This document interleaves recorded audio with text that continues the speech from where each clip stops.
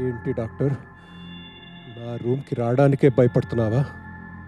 అంత భయం ఉంటే మీకు 1 వీక్ నుండి ట్రీట్మెంట్ ఎందుకు చేస్తాను? ఏమో తెలీదు.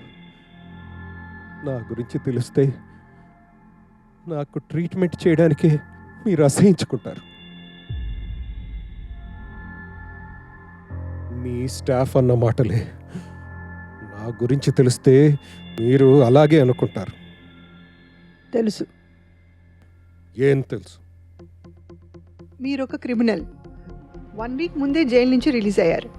అదే రోజు మీకు యాక్సిడెంట్ అయితే మిమ్మల్ని మా హాస్పిటల్కి తీసుకొచ్చారు. మిమ్మల్ని ఫస్ట్ అటెండ్ అయింది కూడా నేనే. క్రిమినల్ అని తెలిసి కూడా అడ్మిట్ చేసుకున్నావా? ఏ హాస్పిటల్స్లో అయినా police man, business man, criminals వీళ్ళంతా ఉండరండి. పేషెంట్స్ మాత్రమే ఉంటారు. మీరు ఇక్కడికి వచ్చిన తర్వాత నా పేషెంట్. మిమ్మల్ని ట్రీట్ చేయడం నా బాధ్యత. చేశారు కదా, ఇంకా నన్ను పంపించేయండి. ఇంకా ఎందుకు ఇక్కడే ఉంచారు? రోజు టెస్ట్లని స్కాన్లని ఇక్కడికి పట్టుకొస్తారు. కానీ కానీ నాకేమైందో చెప్పడం లేదు. నాకేమైంది? నథింగ్. మీ ట్రీట్మెంట్ అవ్వగానే మీరు వెళ్ళిపోవచ్చు. You can go. Why don't you take some rest? ఎందుకు డాక్టర్ చనిపోయి వాడితో అబద్ధాలు చెప్తారు?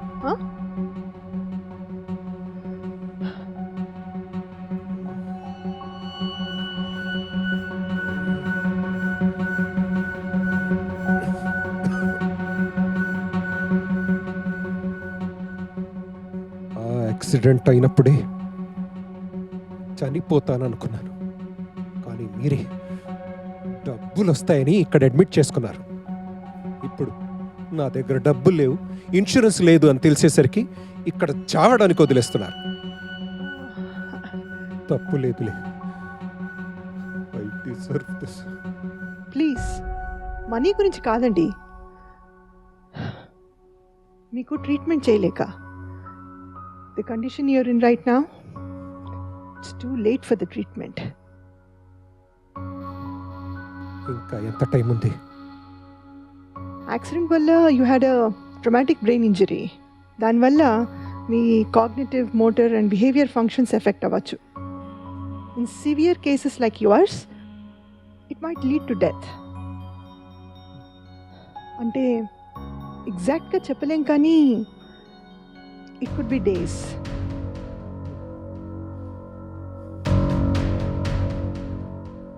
I know this is really hard for you. మీకు తెలిసిన వాళ్ళు ఎవరైనా ఉంటే చెప్పండి. I will contact them. ఈ టైంలో మీ పక్కన ఎవరు రారు, ఎవ్వరూ లేరు. నువ్వు కూడా వెళ్ళిపో. లైఫ్ అంతా ఒంటరిగానే ఉన్నాను, ఒంటరిగానే చచ్చిపోతాను. నాకు అదే కావాలి. ఎందుకలా అంటున్నారు? నేను ఇక్కడే ఉన్నాను కదా. చూడండి, మీకు ఏం మాట్లాడాలనిపించినా నాతో మాట్లాడచ్చు. చెప్తే వినపడడం లేదా? నేనెందుకు నీతో మాట్లాడాలి? నేను ఒక క్రిమినల్ని. నాకు ట్రీట్మెంట్ చేసి సింపతి చూపిస్తే నాకేదో మేలు చేసావనుకుంటున్నాను. కాదు, ఆ రోజు యాక్సిడెంట్ అయిన రోజు అక్కడే వదిలేస్తే నేను హ్యాపీగా ఫీల్ అయ్యేవాడిని. ఇప్పుడైనా నాకేదన్నా ఇంజెక్షన్ ఇచ్చి నన్ను చంపేయి, లేకపోతే నేనే నిన్ను చంపేస్తాను. 15 years of service. ఎన్ని డెత్స్ చూసానో తెలుసా? మీరు నాకే చావు భయం చూపిద్దాం అనుకుంటున్నారా? I think I know what you're trying to do. మీరు ఇలా మాట్లాడితే నాకు మీ మీద అసహ్యంగా ఉంటుందని చెప్పి మీరు ఇలా ట్రై చేస్తున్నారు, అంతేనా?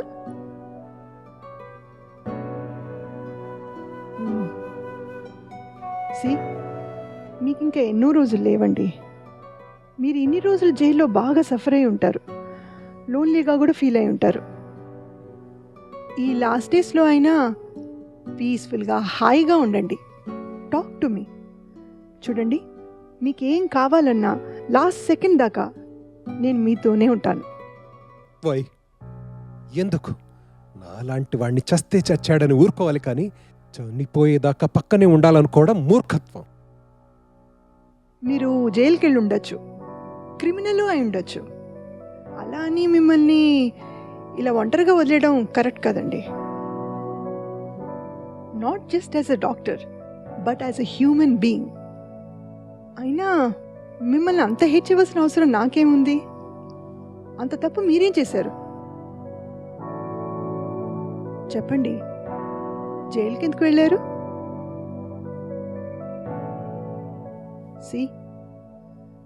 మీరు జైలుకి దేనికైనా వెళ్ళుండొచ్చు. I do not care. But I believe no one deserves to die alone. ఒంటరిగా ఎవ్వరూ చనిపోకూడదండి. అది నేను గట్టిగా నమ్ముతాను. సో నన్ను వదిలించుకోవాలి అనే ప్రయత్నం మానేసి నన్ను మీ పక్కనే ఉండనివ్వండి. Okay, let me be here. Take some rest. I will be back. Murder. What? Murder చేసి జైలుకి వెళ్ళాను నేను. ఎవ్వరూ ఒంటరిగా చనిపోకూడదన్నారు కదా. What I do? నాలాంటి ఒక criminal deserves to die alone. మీరు ఎంతో కష్టపడి ఎంతో విలువ ఇచ్చి కాపాడే ఒక ప్రాణాన్ని, ఒక మనిషిని చంపేసే మర్డరర్ని నేను. ఇప్పుడు చెప్పండి, do I still deserve your care?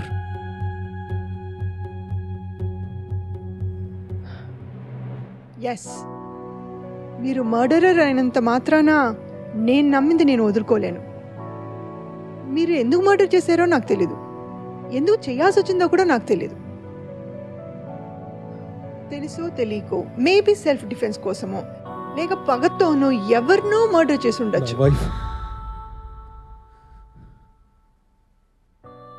నా భార్యను చంపాను. వాట్? సెల్ఫ్ డిఫెన్స్ కోసమో పగతోనో ఎవరినో కాదు, నన్ను నమ్మి నాతో జీవితాన్ని పంచుకోవడానికి వచ్చిన నా భార్యనే చంపాను. జైలుకి వెళ్ళాను. ఎందుకు? చెప్తాను. నువ్వు నా కోసం చేసేది తప్పు అని ప్రూవ్ చేయడానికి చెప్తాను. నువ్వు నేను తెలియక తప్పు చేశాను అనుకుంటున్నావు, కానీ నేను తెలిసే ఫుల్ కాన్షియస్నెస్తో ఆ మర్డర్ చేశాను. నేను జైల్లో రోజు ఏం చేసేవాడినో నాకు గుర్తులేదు, కానీ నా లైఫ్లో ఆ ఒక్కరోజు మాత్రం ఎప్పటికీ మర్చిపోలేను. ప్రతి క్షణం ఆ రోజుని తలుచుకుంటూ గడుపుతున్నాను. అప్పుడు నాకు 25 ఏళ్ళు. నన్ను ఇష్టపడే భార్య, నాకు ఇష్టం లేని జాబ్. చిన్నప్పటి నుండి పేదరికంలో పెరిగిన నాకు ప్రతిరోజు డబ్బుతో యుద్ధం జరిగేది. ఒకరోజు గెలిస్తే ఒకరోజు ఓడిపోయేవాడిని. గెలిచిన రోజు కడుపు బరువెక్కితే ఓడిన రోజు గుండె బరువెక్కేది. జీవితం అంటే చిరాకొచ్చేది, అందరి మీద కోపం వచ్చేది. ఎందుకో తెలీదు. నన్ను నేను తెలుసుకునే లోపే నా పెళ్లి చేశారు. తను చాలా మంచిది, నన్ను బాగా చూసుకునేది. కానీ నేను ఎప్పుడు తనని ఒక మనిషిలాగా చూడలేదు, ఒక బరువులానే చూశాను. నేను మారుతాననుకుంది, తనే మారిపోయింది. ఇంట్లో టెన్షన్స్, జాబ్లో టెన్షన్స్, సొసైటీ టెన్షన్స్ నాకు అరుపుల్లాగా వినిపించేవి. ఎక్కడికి వెళ్ళినా నా మీద ఎవరో ఒకళ్ళు అరుస్తూ ఉండేవాళ్ళు. అక్కడికి ఎవ్వరూ లేని చోటుకి వెళ్ళినా నాకు ఆ అరుపులే వినిపించేవి. నాకేం చెయ్యాలో తెలిసేది కాదు, పిచ్చెక్కేది. తాగడం మొదలెట్టేది. తాగితే నిశ్శబ్దం, నచ్చేది. మత్తులో వేరే ప్రపంచానికి వెళ్ళిపోయేవాడిని. అలవాటయింది కాదు, వ్యసనం.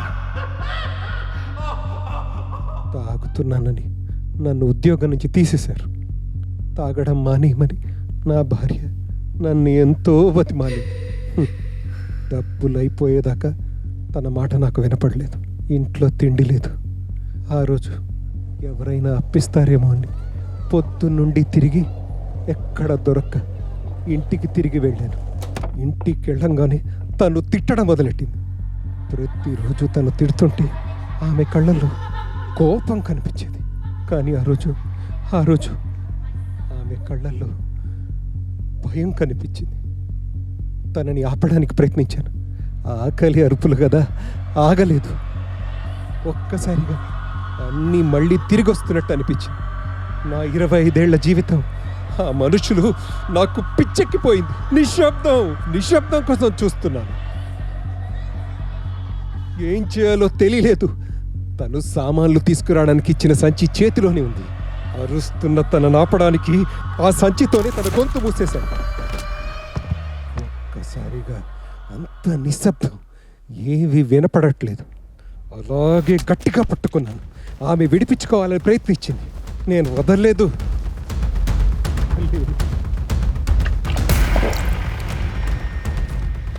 తెలియని ఒక మత్తు వస్తుంది.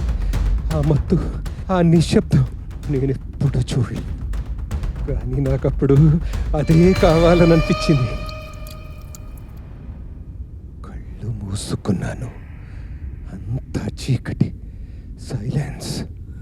కేవలం 2 ఊపిర్లు మాత్రమే వినిపిస్తున్నాయి. మెల్లగా ఒకటి వినపడటం ఆగిపోయింది.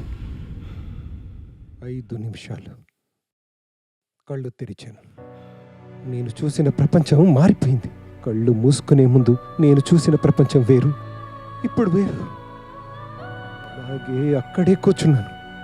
నా చూపు మాత్రమే పనిచేస్తుంది. నా బాడీ, నా మైండ్ పనిచేయడం లేదు. 2 రోజుల తర్వాత పోలీసులు వచ్చారు. తనను చంపినప్పుడే నేను చనిపోదాం అనుకున్నాను. కానీ నేను చేసిన దానికి అంత ఈజీగా చనిపోకూడదు. నేను బ్రతికున్న ప్రతి క్షణం ఆమెని తలుచుకుంటూ ఆ గిల్ట్తో సఫర్ అవ్వాలి. అందుకే జైలుకి వెళ్ళాను. అయినా కూడా అది సరిపోదు. నా చావులో కూడా నాకు మనశ్శాంతి ఉండకూడదు డాక్టర్. అందుకే నన్ను వదిలేసి వెళ్ళిపో. ఒంటరిగా ఎవరు చనిపోకూడదు అన్న మీ నమ్మకానికి నేను అర్హుడిని కాను. I don't deserve a peaceful death.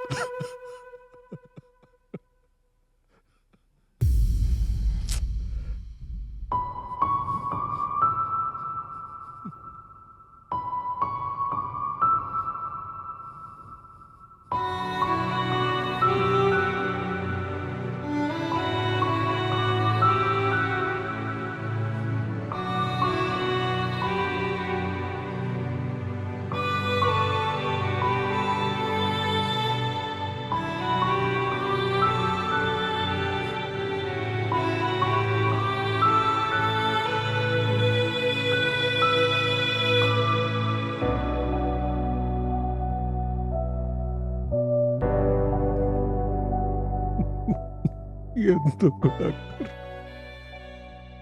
All right,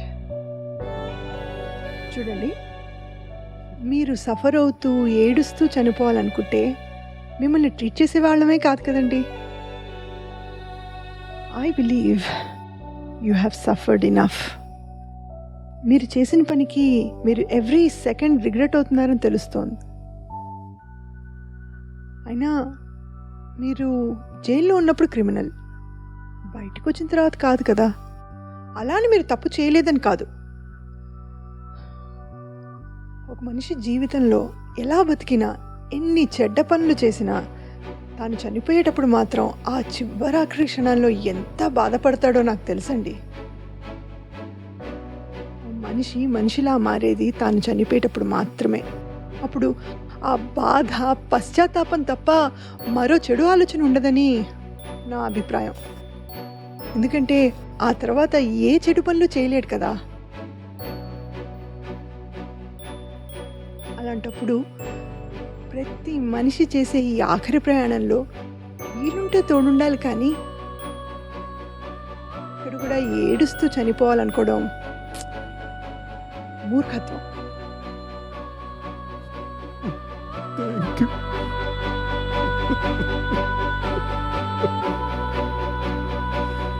మీరు ముందు మందులు వేసుకోండి. I need to do some blood work.